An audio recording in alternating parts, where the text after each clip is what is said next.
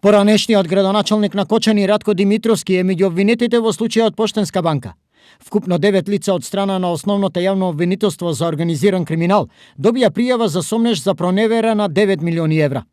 Поранешниот градоначалник Димитровски заедно со уште две други лица е обвинет за продолжено кривично дело злоупотреба на службената положба и овластување, а со уште 6 мина други сториле и кривично дело перење пари, тврдат од обвинителството.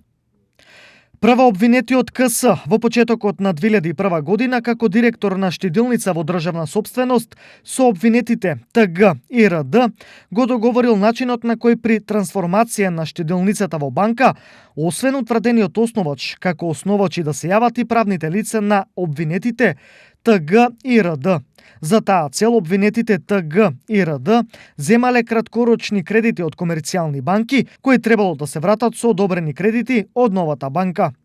КС како генерален директор во банката склучил договори за кредити со 7 правни лица, што ги избрале обвинетите ТГ и РД и им одобрил и исплатил кредити во вкупен износ од 2,3 милиони евра. Стои во обвинението.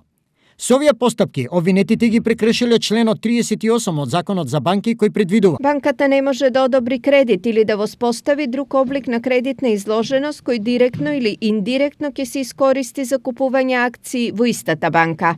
Дополнително КС со внесување на административно-деловниот објект во изградба со пазарна вредност од 6,5 милиони евра, кој бил имот на штедилницата, како имот на банката, овозможил значително да се зголеми вредноста на акциите, што ги поседувале ТГ и РД, и како основачи на банката незаконски да се стекнат со 2/3 од вредноста на административно-деловниот објект, односно да остварат имотна корис од по 2,2 милиони евра.